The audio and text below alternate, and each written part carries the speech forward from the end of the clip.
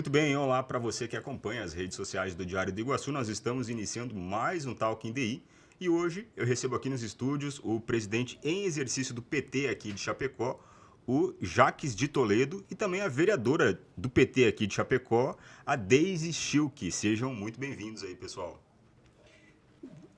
Nós que agradecemos a abertura, o espaço que o Diário do Iguaçu nos dá para estarmos aqui como Partido dos Trabalhadores, discutindo política, obviamente, também divulgando um pouco das nossas ações e também da nossa organização partidária e das atividades que a gente tem aí nos próximos dias já programadas Isso. para mobilizar a nossa militância, tendo em vista que esse ano é um ano extremamente importante para o Um ano PT, um eleitoral, ano né? eleitoral.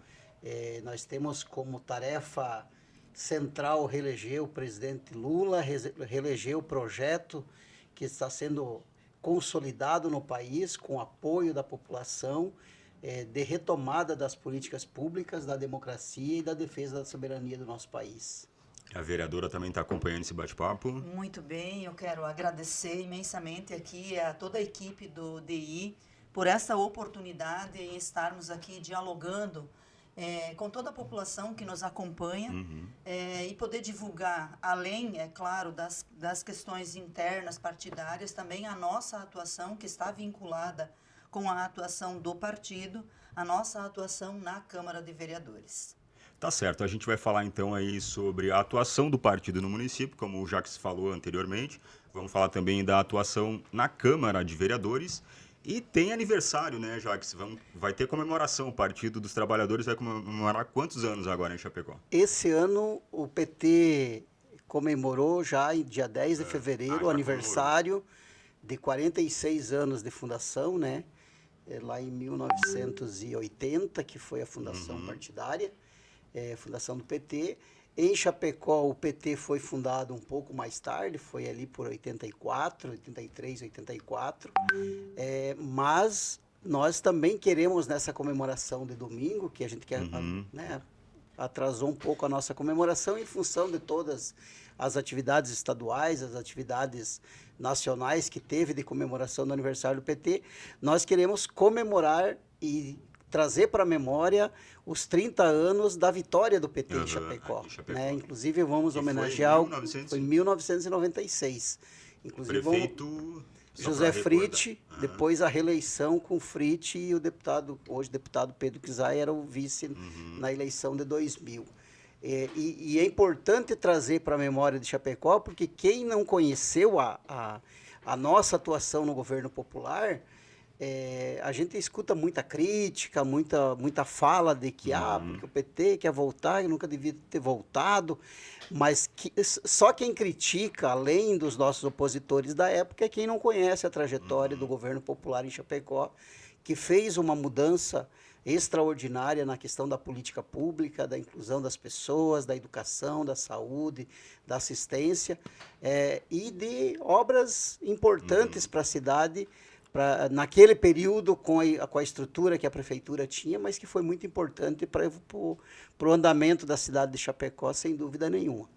Vereadora, é um momento importante para o Partido dos Trabalhadores, é um bom tempo já uma consolidação, né, aqui na cidade. Sem dúvida, nós temos muitas das políticas públicas ou ainda estruturas públicas que nós temos hoje na nossa cidade, que foram conquistas desta época, né? Nós temos ações importantes que precisam ser trazidas à memória, como o Jaques aqui já trouxe anteriormente. E esse momento do próximo domingo, da comemoração, ele é um momento para além de nós podermos fazer essa rememorização, né, como a gente está chamando aqui, mas é também uma oportunidade de nós nos encontrarmos com a militância, com os filiados, e a gente poder fazer essa comemoração, essa confraternização. Jaquez, 1º de março, então, está agendado a festa. O que vai ter? Fala um pouco a respeito do cronograma, como é que participa, como é que vai funcionar? A gente está chamando toda a nossa militância, todos os filiados, para comemorar conosco, obviamente até hoje à noite ou até amanhã, meio-dia no máximo, reservar o seu almoço para que possa participar. Que tem um valor de... Tem um valor, ingresso, né? O valor do ingresso do almoço, mas vai ter uma programação a partir das 11 horas da manhã, com as falas das nossas lideranças, com as homenagens para algumas lideranças que participaram do processo da eleição lá de 96, e à tarde com algumas atividades culturais, mas não vai ter baile, não vai ter dança, vai ter um momento mesmo de solenidade, encontro, de comemoração. De encontro, de animação da nossa militância, para que a gente possa sair animado e fortalecido para enfrentar o desafio desse ano, que é trabalhar com a questão da organicidade para a campanha da reeleição do presidente Lula, mas também cumprir aquilo que nós estamos no novo diretório sobre a presidência da Karen Machado, que é a nossa presidente. Isso. Como é que o senhor avalia o cenário político agora aqui em Santa Catarina? Como é que o PT deve se comportar nessa disputa aí que está polarizando o João Rodrigues e o Jorginho Melo? Qual que vai ser o papel do PT? Enfim, o que o senhor pode destacar nesse sentido? O papel do PT, de toda a militância do PT, é fazer o Lula ser bem votado em Santa Catarina. Aumentar a votação que o Lula fez na eleição passada, para a gente consolidar o projeto nacional. A estratégia de candidaturas a governador ou a senador é uma discussão que Santa Catarina vai fazer no âmbito da organização do PT nacional. A estratégia para cada estado está sendo pensado pelo PT Nacional e Santa Catarina vai se comprometer, porque nós temos a nossa estratégia, que é reeleger o presidente Lula. Sim, Se para isso a gente precisar apoiar alguém, nós vamos apoiar alguém. Se é para a gente ter candidato a senador, nós vamos ter candidato a senador, mas o PT de Santa Catarina também é isso, sob o comando agora desde que mantenha essa visão da reeleição do presidente Lula. A reeleição do presidente Lula Lula é a prioridade, porque a gente não pode retroceder. E retroceder com o governo, como teve o governo anterior, é a gente, mais uma vez, colocar em risco as políticas públicas que atendem a maioria da população. Então, nós vamos seguir a orientação do PT Nacional e a estratégia que o presidente Lula e que o PT Nacional definir para Santa Catarina. Tá certo. Vamos trazer um pouquinho a vereadora, então, para a conversa. Como é que tá os trabalhos, como é que está a atuação do PT na Câmara? Então, nós iniciamos um ano com muitos desafios na Câmara de Vereadores. Iniciamos com alguns projetos já sendo pautados por parte do governo e também por parte de alguns vereadores, mas principalmente com os desafios relacionados ao atendimento e à garantia do acesso às políticas públicas. Então, enquanto vereadora, tenho atuado fortemente nesse sentido. Tenho tido uma prática, desde o meu primeiro mandato, inclusive, de fazer visitas às escolas e os centros de educação infantil, manter esse diálogo permanente com a população, porque eu acredito que o papel do vereador deva ser esse. Nós estamos no espaço do Legislativo para além de votar projetos, de aprovar requerimentos, indicações ou moções, nós mantermos de forma permanente o diálogo com a população para que a gente possa fazer essa escuta em relação às dificuldades que eles estão encontrando no atendimento às políticas públicas. E, nesse sentido, a gente vem identificando inúmeros desafios no sentido da garantia de vagas, principalmente na grande região da IFAP. Nós temos recebido inúmeras reclamações de mães que já fazem aí mais de uma semana, né? Uma semana que iniciou o ano letivo, e mães ainda denunciando, reclamando que ainda não conseguiram vagas para os seus filhos próximo das suas casas, né? Eu tenho o depoimento de uma mãe... Mas isso se deve ao que exatamente, vereadora? A falta de investimento por parte do poder público municipal, ampliação, construção de mais escolas. Para você ter uma ideia... mais de 20 anos que não se constrói uma nova escola na grande região da IFAP. Nós temos uma população que praticamente triplicou naquela grande região. Nós já fizemos audiência pública ainda no ano de 2023, cobrando do poder público que havia a necessidade, havia a cobrança de que não haviam vagas suficientes já naquela época. e não houve um grande investimento ou um investimento adequado durante esse período por parte do governo, por parte do poder público, para garantir o atendimento de todas as crianças que precisam. E, além disso, nós temos também hoje um sério problema nas escolas da rede municipal e também nos centros de educação infantil. Então, além da falta de vagas, nós temos uma política que está sendo implantada, que nós estamos definindo como salas segregativas. E por que segregativas? Porque nós temos uma política, temos leis que garantem a inclusão da criança com deficiência nas salas regulares e com a garantia do atendimento do segundo professor, que é um professor especialista que acompanha aquela criança na sala de aula, porque nós sabemos bem como funciona a aprendizagem de uma criança com deficiência. Ela precisa de um atendimento individualizado, mas, para além do atendimento individualizado, ela precisa da socialização com as outras crianças. E o governo municipal, através da Secretaria de Educação, implantou as tais, que eles definem como salas integrativas, mas que, acompanhando e visitando, porque visitei várias escolas já e centros de educação infantil onde se implantou, e há que se destacar aqui, se implantou sem discussão com os pais, sem passar pelo Conselho Municipal de Educação, sem passar pela Câmara de Vereadores essa discussão, e acaba retirando da sala de aula, então, essas crianças, né, que já tinham esse direito de estarem incluídas nas salas regulares, e trazendo para uma sala específica. Qual é o grande problema da sala específica? Além, né, de retirar a criança da socialização, você coloca inúmeras dificuldades, inúmeras deficiências numa mesma sala para um ou dois professores até. Veja bem, a grande maioria das salas tem em torno de 8, 10, 15 crianças com deficiência e diferentes deficiências, e hoje está sendo dito que o professor vai ter que desenvolver um plano individualizado para cada criança. É impossível.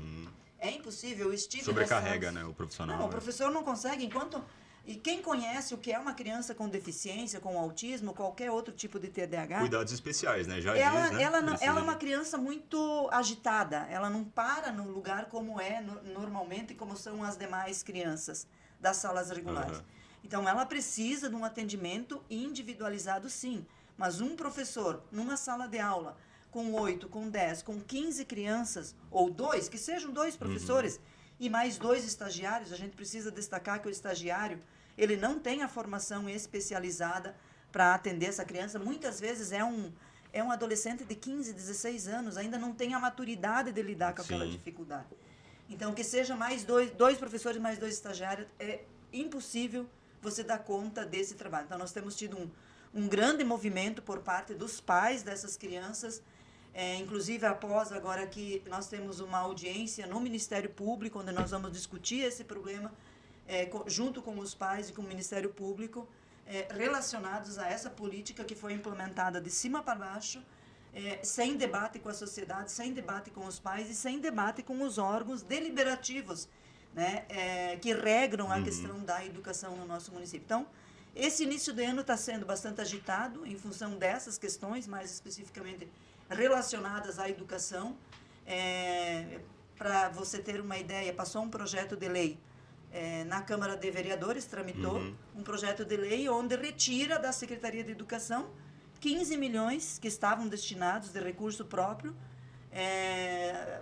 previstos no orçamento do município, e se retira esse recurso, se transfere para a Secretaria de Infraestrutura, como se nós não tivéssemos problemas para resolver na Secretaria de Educação. A educação... Outro problema que nós estamos vivendo, só para concluir... Sim, claro, pode ficar. Muito sério, que fui chamada pelas mães lá do Alto da Serra, do distrito do Alto da Serra. 30 crianças, tá, estão sem ter espaço para serem atendidas, estão sem creche.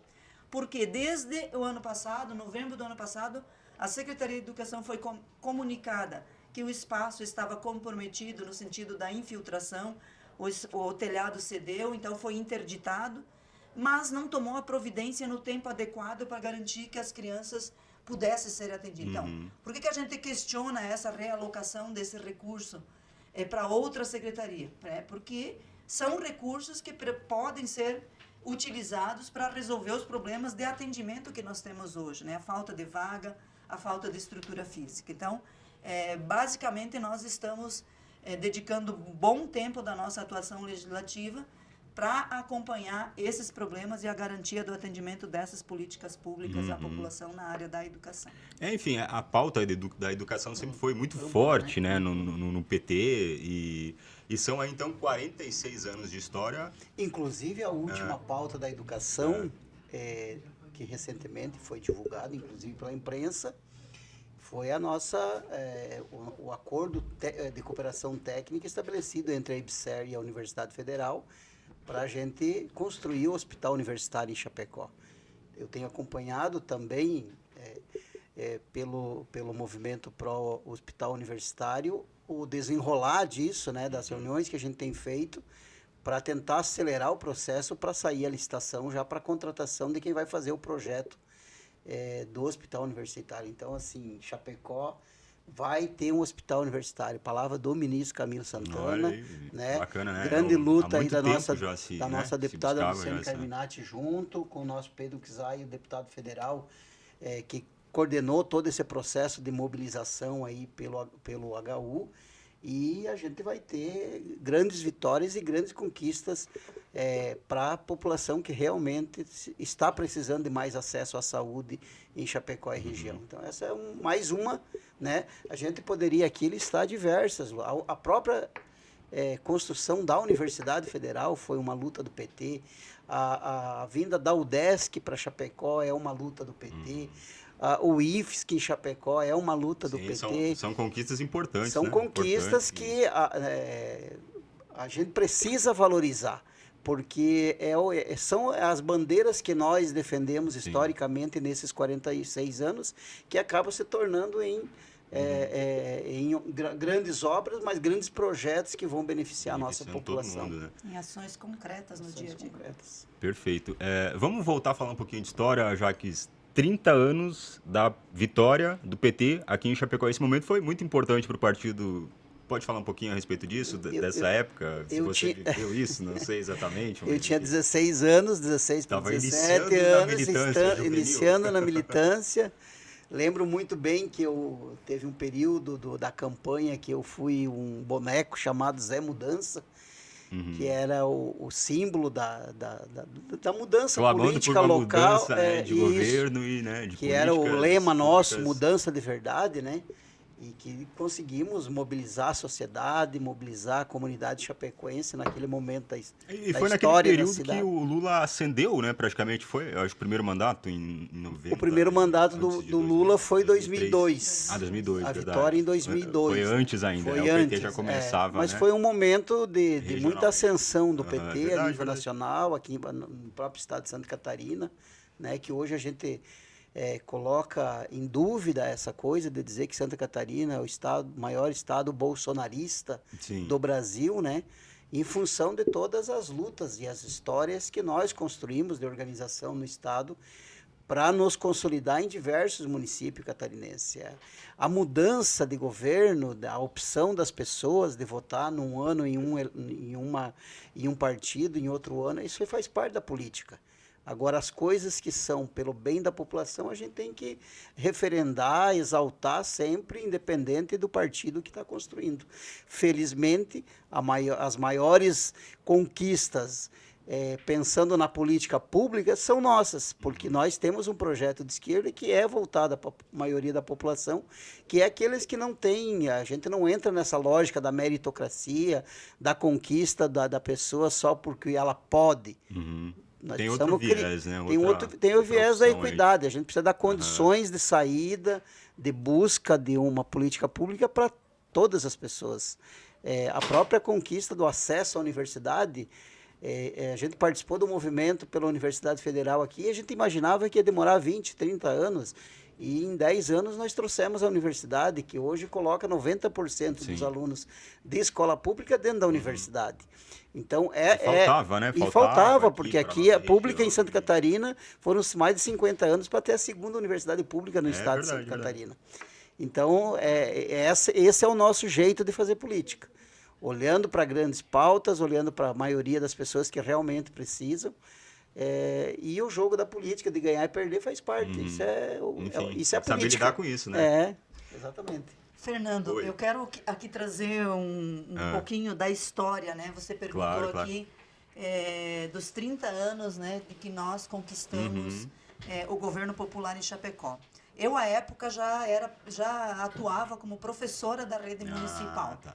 Era professora Já da rede conhecia bem a municipal. realidade E política. uma das grandes conquistas que nós construímos enquanto governo popular em Chapecó foi justamente na área da educação. O maior programa de alfabetização de jovens e adultos, nós tínhamos uma parcela, um número enorme de adultos, né, jovens e adultos que não estavam alfabetizados. Então, nós tivemos o maior programa, implantamos e foi considerado como um dos maiores programas de Santa Catarina de alfabetização de jovens e adultos. E nós fomos o governo que tiramos os turnos intermediários das escolas. Nós tínhamos escolas que funcionavam em porões, creches que funcionavam Totalmente em porões. inviável, né? Os turnos intermediários, então o que era? De tal horário a tal horário, digamos assim, das 7 da manhã até as 11 da manhã era uma turma, das 11 da manhã até as 2 da tarde era outra turma, e das 2 da tarde até as 6 da tarde era outra turma. Então, nós eliminamos os turnos intermediários nas escolas, nós garantimos a ampliação de construção e atendimento na educação infantil, com construção de mais creches, com construção de novas escolas. Então, foi uma política voltada à área da educação, construída no nosso governo popular, de 97, que foi o ano que nós assumimos, até 2004, né? Esse é o período, né? Foram 2 gestões, 8 anos de governo, e onde nós tivemos avanços muito significativos nesta área da educação, na área da saúde. Foi o nosso governo, foi o Pedro Kizai, como prefeito, que construiu, à época, né, era o Hospital Materno Infantil. É óbvio que não conseguimos colocar ele em funcionamento, mas a estrutura física toda, né, foi na época do nosso governo que nós construímos. Então, tivemos grandes avanços na área tanto da saúde, da educação, da habitação popular. Tivemos projetos, programas Fim do lixão. De habitação popular, né, fim do lixão.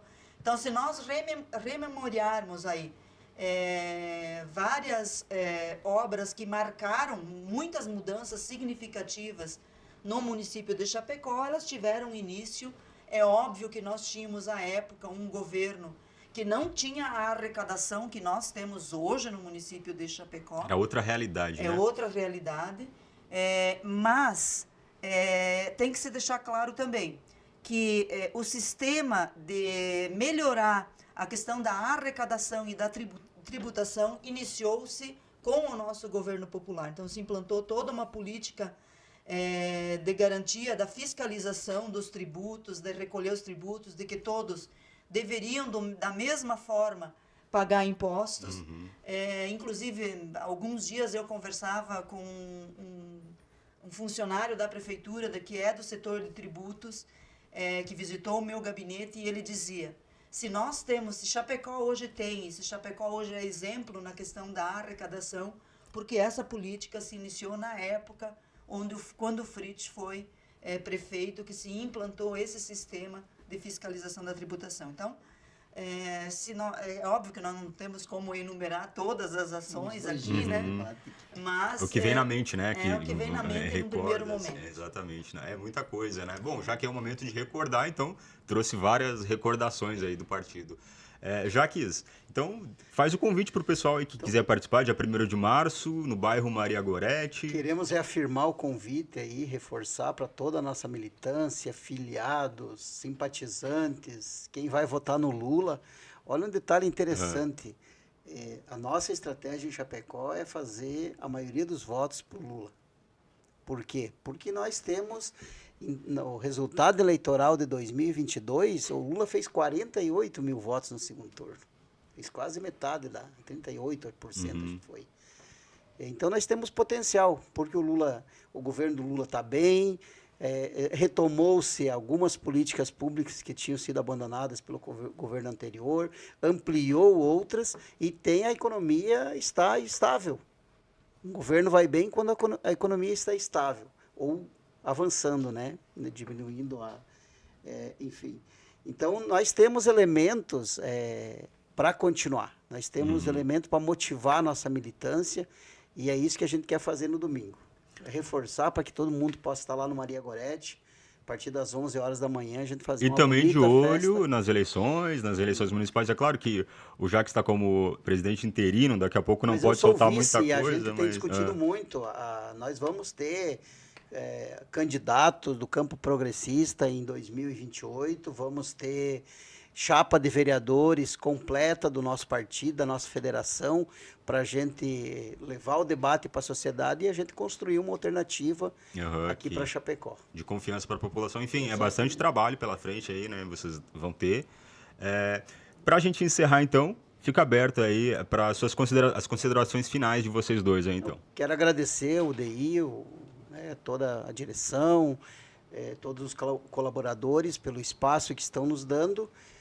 Nos colocamos sempre à disposição. Eu tenho atuado junto do mandato do deputado Pedro Kizai, tenho acompanhado o trabalho que a vereadora tem feito em nome também do partido em Chapecó, e a eleição passa, o mais importante é a população. Então, nós estamos dialogando com todas as comunidades, a gente está se inserindo em todos os espaços, construindo alternativas, né, acolhendo demandas, reivindicações e a gente tentando buscar junto aos nossos espaços e aos nossos parlamentares para que a gente possa trazer para o município de Chapecó e fortalecer as políticas públicas aqui em Chapecó.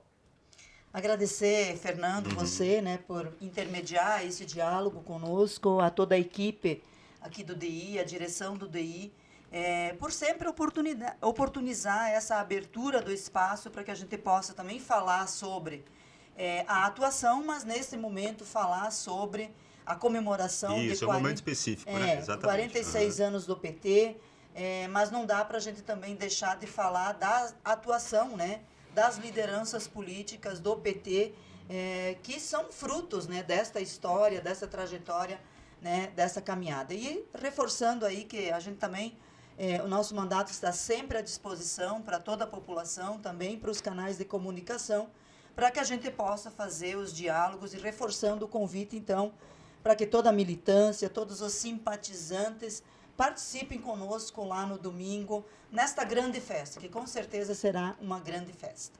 Tá certo, então. Tá feito o convite. Obrigado aí mais uma vez. Sucesso para vocês. Conversamos com o presidente em exercício do PT aqui em Chapecó, o Jacques de Toledo, e a vereadora do PT, Deise Schilk. Obrigado, gente. Até a próxima. E obrigado a você que nos acompanhou até aqui. A gente se vê numa próxima edição do Talking DI. Até lá.